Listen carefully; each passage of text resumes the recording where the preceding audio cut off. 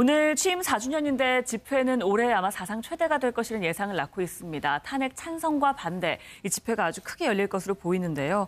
인터넷에 장난이었든 이걸 자극하는 말이었든 좀 자극적인 말들이 많이 올라와서 지금 논란이 되고 있습니다. 심지어는 할복 준비물을 챙겨라라든지 청년 암살 살수단 모집이다 이런 글까지 올라오고 있어요. 그러니까 지금 이게 집회 양상도 그렇지만 지난번 그 헌법재판소 심판에서 이제 대통령 대리인진 김평우 변호사가 여러 가지 이야기를 하셨죠. 그때 하시면서 아스팔트를 피로 물들여야 된다. 그다음에 영국의 크롬웰 혁명 때 그때 100만 명이 죽었다. 이런 이야기를 하시면서 여러 가지 좀 자극적인 발언들을 해서 이게 과연 대리인을 할 수 있는 이야기냐 논란이 있었지만 이게 사실은 지금 그 이후에 보면 이정미 재판관 등 헌법재판관들에 대한 위해가 여러 가지 정보가 입수가 돼서 지금 경찰 인당 3명씩 24시간 그것도 실탄을 가지고 지금 경호하고 있는 상황입니다. 또나 지금 특검 사고 지금 경호를 받고 있고 그다음에 지금 문재인 전 대표 같은 경우도 개인적인 지금 경호를 받고 있는 상황이에요. 그리고 지금 오늘 같은 경우 보면 이 여러 가지 이제 인터넷 사이트에 올라온 글들 자체가 굉장히 예전보다는 자극적인 글들이 많이 올라오고 있습니다. 피, 학살, 무슨 그다음에 열사 등등 이런 게 나오고 있고 또 반대편에서 마찬가지지만 지금 이쪽에서도 김평우를 사살하라든지 이런 식의 지금 극단적인 이야기들이 많이 나오고 있거든요. 왜냐하면 이게 지금 어떤 이 상황 자체가 이제 결정 자체가 임박해지면서 서로 간의 감정이 격앙되고 있고 특히 이제 그동안 집회 같은 경우 보면 광화문 내거리를 중심으로 해서 이제 경찰이 버스로 차단막을 치고 광화문 쪽은 촛불, 이 밑을 남대문 쪽은 이제 그 태극기 이렇게 해서 이제 분리해서 했지 않습니까? 근데 만약에 이제 지금 숫자가 많아지고 인원이 많아지고 한다라면 이 충돌 가능성은 저는 충분히 있다고 봅니다. 그러면서 본다면 이런 것들 좀 자극하는 것들은 저는 정말 경찰이 원천을 좀 잡아서 좀 처벌을 해야 될 것 같아요. 그리고 이걸 자극하는 정치인들 또 이런 집회 참가자들 이런 분도 좀 자제를 했으면 합니다. 근데 또 역발상으로 보자면 이렇게 오랫동안 시위가 일어났음에도 불구하고 그 눈에 띄는 폭력 사태가 서로가 자제됐다는 거는 참 정말 어떻게 보면 다행스럽고 그렇게 자제한 분들을 좀 칭찬하고 싶은데요. 어쨌든 자기 의사를 표출하고 집회 결사의 자유는 있습니다. 그러나 끝까지 이런 그 비폭력으로 좀 해주셨으면 좋겠다는 생각이 드는데 이게 그렇습니다. 형식에서 내용이 만들어지고 양에서 질이 창출이 되고 말이 씨가 된다 그러는데 저런 언어폭력이라든지 언어 테러 있지 않습니까? 저런 거는 공권력이 작용을 해가지고 근절해야 맞는 것입니다. 저거는 막상 당하는 피해자 입장에서는 저 얼마나 자기의 어떤 신변에 대해서 위기의식을 갖겠습니까? 비단 재판관이라든지 특검뿐만 아니라 그런 것 때문에 자기 의사를 표출하는 것 때문에 위협을 느낀다면 이건 더 이상 자유민주주의 사회가 아니죠. 그래서 저런 거에 대해서 그 공권력이 확실히 발휘될 수 있도록 황교안 권한대행이 좀 특별히 신경을 쓰셨으면 하는 생각이 있습니다. 방금 전에 말씀하셨던 얘기를 좀 이어서도 하고 싶은데요. 말씀하신 것처럼 그동안에 이렇게 극단적으로 서로 간에 이제 입장이 갈리고 박근혜 대통령의 탄핵 찬성과 반대로 이렇게 입장이 갈렸음에도 불구하고 특별히 눈에 띄는 폭력 사태나 이런 것들이 발생하지 않았다는 것만으로도 굉장히 우리가 이제 민주주의적 질서에서 전 세계에 굉장히 모범이 될 만한 뭔가를 보여줬다. 이제 그렇게 생각하는데요. 그러니까 일부 사람들이 이렇게 글을 올리는 것을 우리가 너무 과잉 해석하거나 너무 무게를 두려고 하고 자꾸 그걸 이렇게 언론에서 너무 많이 노출하는 것도 또한 그게 자극이 될 수 있지 않을까 하는 걱정도 사실은 됩니다. 그러니까 말씀하셨던 것처럼 이건 극히 일부의 사람들의 얘기일 거라고 저는 믿고요. 그러니까 그 사람들의 어떤 그 충동이라든가 아니면 선동이라든가 이런 부분을 이런 게 이제 다 커뮤니티나 이런 데에서 이제 나오는 얘기들이잖아요. 그러니까 주변에 있는 분들이 그렇게 하면 안 된다고 또 자제도 시키고 그게 이제 여론으로서 실제로 이제 만들어질 수도 있다고 생각하거든요. 근데 그런 부분에 대해서는 자율적인 어떤 사람들 간에 좀 자제를 시키는 그런 게 좋을 것 같고요. 만약에 그게 극단적인 방향으로 진짜 불법적인 방향으로 표출될 만한 그 무엇이 있다 그러면 그거는 이제 공권력이 해결해야 될 문제겠죠. 그러니까 여론 안에서 해결해야 될 문제는 여론에서 해결하고 그 범위를 넘어서는 것을 막는 게 공권력의 원래 역할이기 때문에 그런 부분은 공권력이 준비를 하면서 대비를 할 수 있는 상황만 만들면 되지 않을까 싶습니다.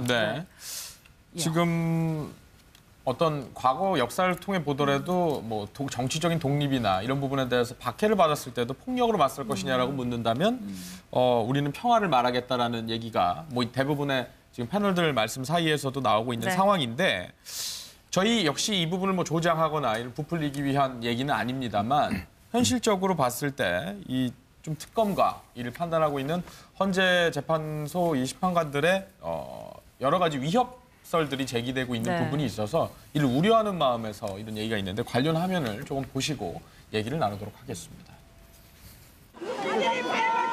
박영수 특검의 얼굴이 인쇄된 깃발에 야구 방망이를 대더니 스프레이로 X표를 그립니다.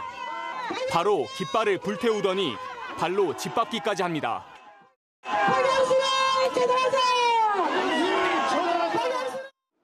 박영수 특검의 집 근처에서 벌어진 집회 모습입니다. 일부 집회 참가자들은 박 특검의 아파트로 난입을 시도하려다 경찰의 제지를 받기도 했습니다. 이정미 재판관이 제대로 헌법재판관으로서 소명을 잊어버리고 있어요. 내가 국민이 다른 쪽으로 하면 계도를 해야 되고.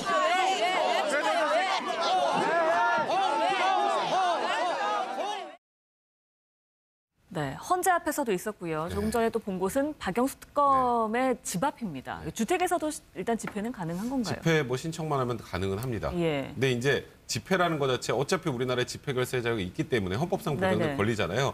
저기서 피켓을 들고 뭐 집회를 하는 것까지는 괜찮은데 네. 이제 저기서 이제 뭐 사생활의 평온을 해야 할 정도. 그러니까 예. 지금 박영수 특검의 문제가 아니라 저희가 뭐 단독주택업도 아니고 네. 아파트고 아파트 이러면 아니죠? 다른 주민들의 사생활도 좀 침해하는 소지가 크잖아요. 예. 그래서 저 부분과 관련해서는 경찰에 이제 집회하는 것을 좀 불허해달라고 요구할 수는 있는데 이제 문제는 그걸 또 예를 들어서 경찰이 받아들이면 또 우리를 탄압한다고 하잖아요. 그러니까 이제 그런 문제들이 생기면서 굉장히 경찰도 지금 머리가 많이 아픈 상황이라고 합니다. 근데 네. 다만 저기서 더 나아가서 지금 뭐 입에 담기도 뭐한 그런 얘기들, 뭐 폭력이지 뭐 그 네. 안에서 일어난다거나 위해를 가한다거나 하면 그거는 이제 당연히 형사처벌 대상이 되는데요. 네. 지금 저는 그러니까 이게 저도 처음에 이런 사태까지 올 거라고 생각을 하지 못했는데 박영수 특검, 그다음에 이정미 재판관, 그다음에 나머지 헌법재판관도 마찬가지입니다. 모든 사람들이 지금 이제 법을 놓고 판단을 해야 될 사람들인데 저런 위협 때문에 예. 정상적인 판단을 못할 수도 있어요. 그거는 우리나라 법치주의 불행입니다. 이거는 태극기 집회를 하시는 분들도 마찬가지고 저는 촛불 집회 하시는 분들도 마찬가지예요. 그러니까 헌법재판소 앞에서 예를 들어서 뭐 탄핵을 무조건 인용해라라고 하는 것, 물론 국민들의 여론을 반영하기 때문에 그런 이제 지금 전체적인 여론 지형도 충분히 파악을 하겠지만 그 앞에서 목소리를 낸다고 인용될 게 기각되고 기각될 게 인용되지 않아요. 예. 이제는 좀 차분히 뭐 지금 헌법재판소에서도 그렇고 특검에서도 그렇고 하는 활동들을 지켜보고 승복하는 것, 그게 진정한 민주주의고 법치주의 완성이라는 생각이 듭니다. 예. 네. 지금 뭐 대통령을 지지하는 뭐 어떤 그동안의 지지율은 뭐 5% 남짓이라는 얘기도 있었는데 외신에서는 뭐 한 16% 정도라는 보도도 있었습니다. 근데 뭐 이 부분에 대한 표현을 예. 뭐 말하기가 좀 그래서 그 부분은 생략하도록 할 텐데 아무튼 외신조차도 격한 발언이 그 있었죠. 부분에 대해서 좀 우려하고 있는 부분들이 있는 것 같습니다. 그러니까 이제 제3자의 눈으로 본 거죠. 뉴욕 타임즈에서 그런 어떤 박 대통령을 지지하는 그런 그 집회에 대해서 아주 극렬한 용어를 썼더라고요. 네. 거의 뭐 사이비 종교단체 뭐 이런 식의 표현을 뉴욕 타임즈가 썼는데 네네. 그걸 맞다 틀리다를 말씀드리고자 하는 것이 아니라 예. 대한민국의 특히 보수가 지향하는 것이 헌법적 가치거든요. 그리고 자유민주주의 시장경제입니다. 헌법재판소에서 그 지난날 그 통진당 해산 심판을 그 결정한 이유가 바로 헌법적 가치에 맞지 않기 때문에 통진당을 해산시킨 거거든요. 근데 바로 그런 헌법적 가치에 대해서 사실은 보수 진영에서 굉장히 금가옥조로 생각하고 있는데 이 부분에 대해서 그 뉴욕타임즈도 그런 표현을 써요. 그 보수가 지금 분열하고 있다. 네. 한쪽은 대통령에 대한 어떤 그런 종교적인 그런 맹신, 또 한쪽은 바로 그 헌법적 가치를 지키는 사람들로 지금 분열하고 있다라는 취지의 글인 것 같은데요. 이 보수의 가치가 우리 사회에서도 둘로 나눠지는 것 같으니까 어떤 개인에 대한 맹신이 곧 보수, 또 어떤 다른 개인에 대한 맹신이 진보라고 잘못 알려져 있는데 이번 일을 계기로 해서 보수는 어떤 관념이어야 되고 진보는 어떤 관념이어야 되는지를 한번 우리가 반추하는 계기로 삼았으면 좋겠다라는 생각이 들거든요. 네. 저희 그 지역에 태극기 시위에 나가시는 어르신들 계세요. 근데 그분들이 정말 저한테 뭐라고 말씀을 하시냐면 박근혜 정부 또 최순실의 국정농단을 몰라서 나가는 것이 아니다. 근데 이런 부분도 있지 않았습니까? 솔직히 말하면 촛불 시위하는 분들 중에 단두대라든지 정말 쳐다볼 수 없는 그런 네. 이상한 형상을 막 만들어가면서 무슨 혁명, 노동자 무슨 뭐 이런 얘기 하셨던 것도 맞잖아요. 네. 그러니까 그런 것들 때문에 이렇게 되다가는 헌법적 가치를 지키는 어떤 국가 자체가 흔들릴 수 있다는 걱정으로 나가는 분들이에요. 그러니까 그분들이 박근혜 대통령이 잘못한 게 아니라는 생각으로 나가는 게 아니다라는 부분을 분명하게 예. 말씀하시거든요. 네. 그러니까는 이번 일을 계기로 비단 보수뿐만 아니라 진보는 그럼 뭘 지향하는 건지 이런 거에 대해서 상대방에 대해서 손가락질하기 전에 자기 자신을 성찰하는 계기가 됐으면 좋겠습니다. 네. 결국 이제 보수의 가치와 진보의 가치가 사실 우리나라의 민주주의 역사가 짧기 때문에 아직 확립이 안 된 상황 같아요. 예. 그러면서 본다면 지난번 우리가 이제 2015년에 민중 그 대궐기 할 때 그 폭력 사태 일었을 때 그때 우리가 여러 가지 이제 비판을 했지 않습니까? 그때 이제 그 뭐 민주노총 이런 데서는 결국 우리가 국가 폭력 앞에 우리가 폭력을 좀 행사했기로서니 그게 뭔가 문제가 되느냐 이런 식으로 이제 대응을 했단 말이죠. 그런 부분에 대해서 이제 법원에서도 엄격하게 지금 판단을 해서 한상균 위원장이 구속돼 있지 않습니까? 그러니까 이번 사태도 마찬가지입니다. 결국은 우리가 어떤 룰을 만들 것이냐는 것이죠. 문제는 뭐 주장을 할 수 있습니다. 그러나 우리가 어떤 룰을 넘지 못할 룰 속에서 하느냐가 문제인 거거든요. 지금 예를 들어서 저렇게 인신공격적 이야기라든지 자 누구 집 앞에 가서 한다든지 저거는 뭐 진보 보수 할 것 없이 저거는 개인 사생활에 대한 저는 침해입니다. 그리고 뭐 테러에 비슷한 이런 이야기 자체들 이런 것들이 실제로 이제 이루어질 수가 있거든요. 그러니까 왜냐하면 좀 자극받고 이런 분들이 이제 돌출적인 행동을 할 수 있기 때문에 네. 정말 저는 이번 사태를 계기로 해서 보수도 마찬가지고 진보도 마찬가지고 정말 룰을 만들자 지켜야 될 선을 만들자 저는 그런 주장을 좀 하고 싶습니다. 네. 서로 선은 넘지 않는 일을 안 왔으면 좋겠고요. 일단 태극기 집회에서 최근에 김평우 변호사가 한 얘기들이 있습니다. 그 얘기 먼저 들어보고 또 이야기 이어가겠습니다. 가족도 없는 여자분 아닙니까? 대한민국의 남자들 부끄러워요, 부끄러워. 여자 대통령 하나 지켜드리지 못하는 대한민국의 남자들 자격이 없어요. 억울한 여성이 대한민국의 대통령이 당하는 이 억울함을 보면서 울지 않는 남자가 있다면 그것이 대한민국의 남자입니까? 지금 한국에서 일어나고 있는 현상이 똑같죠? 만일에 예. 이런 현상이 1년만 지속되면요. 예. 바로 북한이 됩니다. 언론이 먼저 우리나라의 헌법 질서를 완전히 다 파괴했어요. 예. 언론의 자유를 예. 다 뺏어버린 거예요. 예. 이건 유엔에 제소할 사유입니다. 예. 무슨 말인지 아세요? 예. 박근혜 대통령님께서 참으로 며칠 만에 감소하시고 미소를 지으시고 웃으셨다고 합니다. 제가 좀 즐겁게 해드리려고 솔직히 말해서 애교 좀 떨었습니다. 정말 대통령님과 제가 모처럼 웃었습니다만 사실은 그 눈은 눈물에 젖어 있었습니다. 이렇게 아무 죄도 없는 분을 직무를 중지시켜서 청와대에 가두어 놓고 다른 사람들을 만날 수도 없게 만들어 놓고 매일같이 한숨과 눈물로 지새우도록 만들었단 말입니까? 네. 이런 뭐 과거 이력을 갖고 이력이라는 표현이 뭐 이럴 수 있는데 어쨌든 이건 법률 측 대리인 대통령 변호인단에 합류하기 전이었고 이렇게 좀 변호인이라는 것 자체가 뭐 그 소추인을 위해서 가는 거는 맞지만 이렇게 노골적인 행동을 한 다음에 변호인단에 합류한다는 것 자체는 문제가 없습니다. 굉장히 부적절하죠. 뭐 그 부분에 대해서는 뭐 저도 이제 변호사다 보니까 예.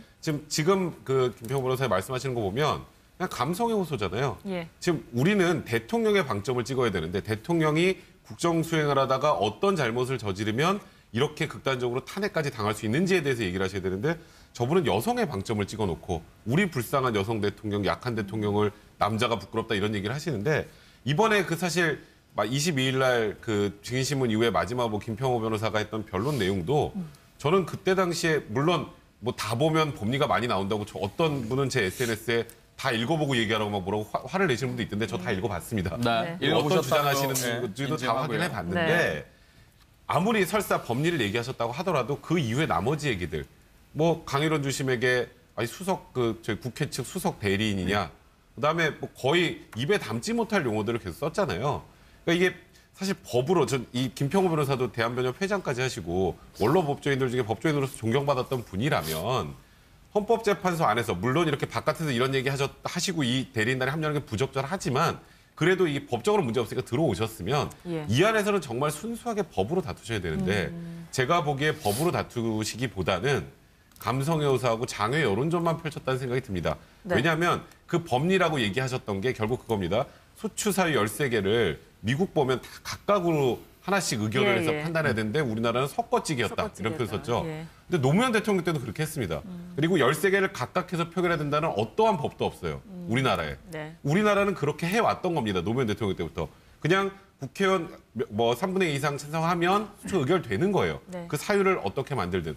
근데 지금 와서 이미 법무부에서까지 전혀 문제가 없다라고 밝힌 걸 다시 처음으로 돌리자는 얘기는 시간 끌자는 얘기 그 전에 대통령들 대리인단들이 했던 것을 조금 진일보하게 했다는 거에 대한 법리밖에 없었거든요. 그러니까 이제는 정말 뭐 더 이상 뭐 최후변론길 한 번만 남았으니까 크게 뭐 더 많이 하실 건 없겠지만 이제는 정말 좀 법으로 좀 얘기를 하셨으면 한다는 생각이 듭니다. 네. 여론전 자체도 뭐 전략이다 이런 얘기도 있었습니다.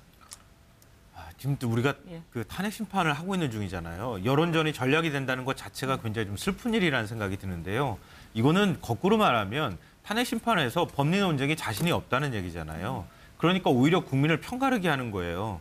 앞서 이제 그 뭐 진보 보수 얘기도 나오고 서로 여론전에 대해서 얘기가 나왔지만 그러니까 뭐가 잘못된 것인지에 대해서 얘기할 자유는 누구한테나 다 있는 건 사실입니다. 그렇지만 그 얘기할 논거를 가지고 얘기를 해야 될 거 아니에요.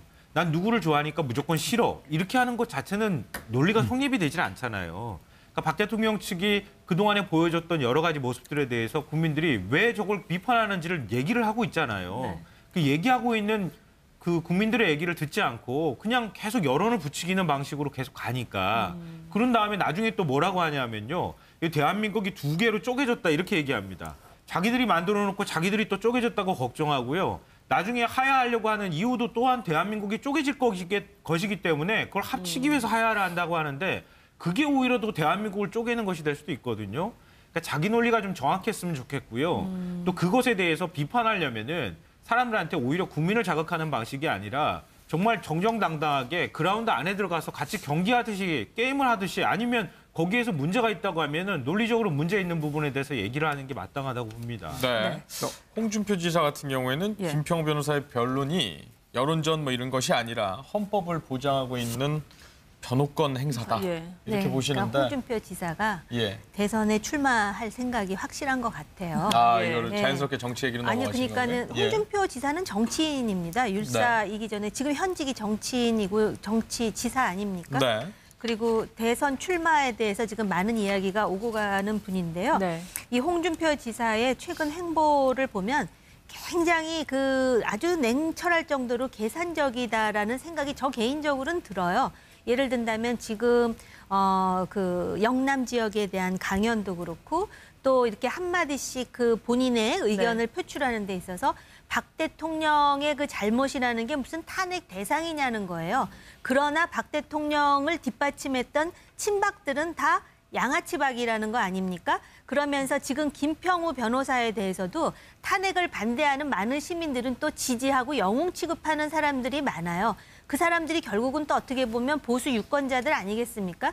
그러니까는 그게 좋다 나쁘다 가치관을 떠나서 홍준표 지사는 스스로 홍트럼프가 되겠다고 이미 얘기를 했고 지금 말하는 모든 계산적인 그 언행의 의무는 나는 보수 지지층을 견인하여 이번 대권에 도전하겠다라는 메시지라고 저는 개인적으로 받아들이고 있습니다. 네. 재판관으로서 그 해명을 잊어버리고 있어요.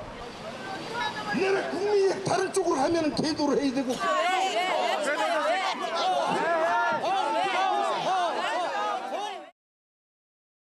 네, 헌재 앞에서도 있었고요. 조금 전에 또 본 곳은 박영수 특검의 집 앞입니다. 주택에서도 일단 집회는 가능한 건가요? 집회 뭐 신청만 하면 가능은 합니다. 근데 이제 집회라는 것 자체 어차피 우리나라에 집회 결세 자유가 있기 때문에 헌법상 보장된 권리잖아요. 저기서 피켓을 들고 뭐 집회를 하는 것까지는 괜찮은데 이제 저기서 이제 뭐 사생활의 평온을 해야 할 정도. 그러니까 지금 박영수 특검의 문제가 아니라 저희가 뭐 단독주택값도 아니고 아파트고 이러면 다른 주민들의 사생활도 좀 침해하는 소지가 크잖아요. 저 부분과 관련해서는 경찰에 이제 집회하는 것을 좀 불허해달라고 요구할 수는 있는데 이제 문제는 그걸 또 예를 들어서 경찰이 받아들이면 또 우리를 탄압한다고 하잖아요. 그러니까 이제 그런 문제들이 생기면서 굉장히 경찰도 지금 머리가 많이 아픈 상황이라고 합니다. 근데 다만 저기서 더 나아가서 지금 뭐 입에 담기도 뭐한 그런 얘기들, 뭐 폭력이지 뭐 그 안에서 일어난다거나 위해를 가한다거나 하면 그거는 이제 당연히 형사처벌 대상이 되는데요. 지금 저는 그러니까 이게 저도 처음에 이런 사태까지 올 거라고 생각을 하지 못했는데 박영수 특검, 그다음에 이정미 재판관, 그다음에 나머지 헌법재판관도 마찬가지입니다. 모든 사람들이 지금 이제 법을 놓고 판단을 해야 될 사람들인데 저런 위협 때문에 정상적인 판단을 못할 수도 있어요. 그거는 여론 안에서 해결해야 될 문제는 여론에서 해결하고 그 범위를 넘어서는 것을 막는 게 공권력의 원래 역할이기 때문에 그런 부분은 공권력이 준비를 하면서 대비를 할 수 있는 상황만 만들면 되지 않을까 싶습니다. 네.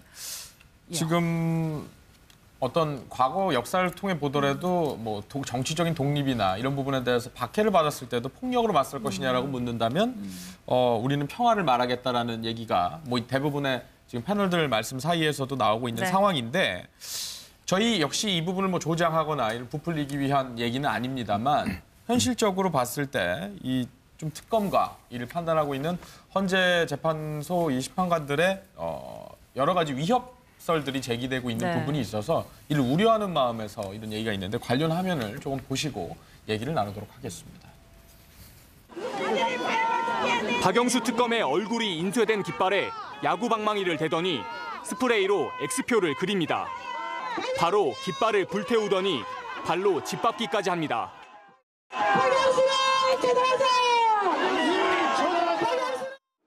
박영수 특검의 집 근처에서 벌어진 집회 모습입니다.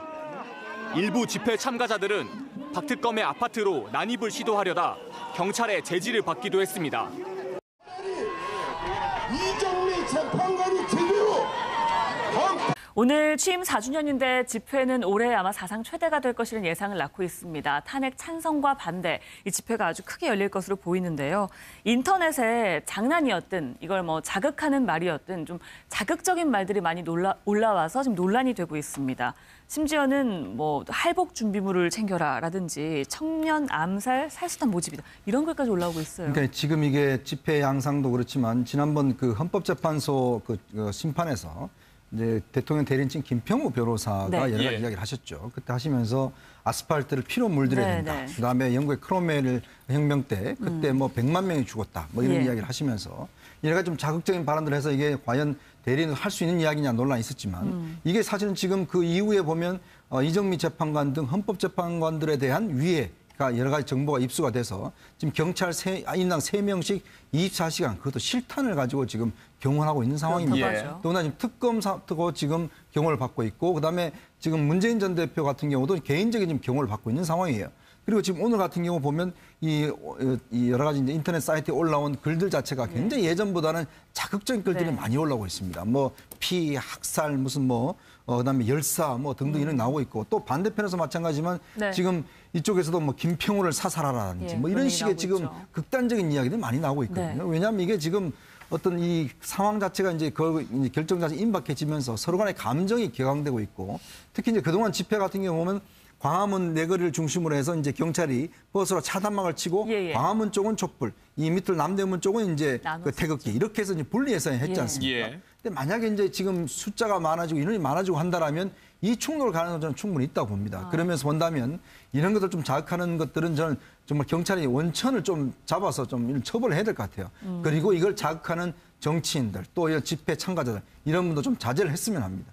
근데 또 역발상으로 보자면 이렇게 오랫동안 시위가 일어났음에도 불구하고 그 눈에 띄는 폭력 사태가 서로가 자제됐다는 거는 참 정말 어떻게 보면 다행스럽고 그렇게 자제한 분들을 좀 칭찬하고 싶은데요. 어쨌든 자기 의사를 표출하고 집회 결사의 자유는 있습니다. 그러나 끝까지 이런 그 비폭력으로 좀 해주셨으면 좋겠다는 생각이 드는데 네. 이게 그렇습니다. 내용이 형식에서 내용이 만들어지고 양에서 질이 창출이 되고 말이 씨가 된다 그러는데 저런 언어 폭력이라든지 언어 테러 있지 않습니까? 저런 거는 공권력이 작용을 해가지고 근절해야 맞는 것입니다. 저거를 막상 당하는 피해자 입장에서는 저 얼마나 자기의 어떤 신변에 대해서 위기의식을 갖겠습니까? 예. 비단 뭐 재판관이라든지 특검뿐만 아니라 그런 것 때문에 자기 의사를 표출하는 것 때문에 위협을 느낀다면 이건 더 이상 자유민주주의 사회가 아니죠. 그래서 저런 거에 대해서 그 공권력이 확실히 발휘될 수 있도록 황교안 권한 대행이 좀 특별히 신경을 쓰셨으면 하는 생각이 있습니다. 네. 방금 전에 말씀하셨던 얘기를 좀 이어서도 하고 싶은데요. 예. 말씀하신 것처럼 그동안에 이렇게 극단적으로 서로 간에 이제 입장이 갈리고 박근혜 대통령의 탄핵 찬성과 반대로 이렇게 입장이 갈렸음에도 불구하고 특별히 눈에 띄는 폭력 사태나 이런 것들이 발생하지 않았다는 것만으로도 굉장히 우리가 이제 민주주의적 질서에서 전 세계에 굉장히 모범이 될 만한 뭔가를 보여줬다. 네. 이제 그렇게 생각하는데요. 그러니까 일부 사람들이 이렇게 글을 올리는 것을 우리가 너무 과잉 해석하거나 너무 무게를 두려고 하고 자꾸 그걸 이렇게 언론에서 너무 많이 노출하는 것도 또한 그게 자극이 될 수 예. 있지 않을까 하는 예. 걱정도 사실은 네네. 됩니다.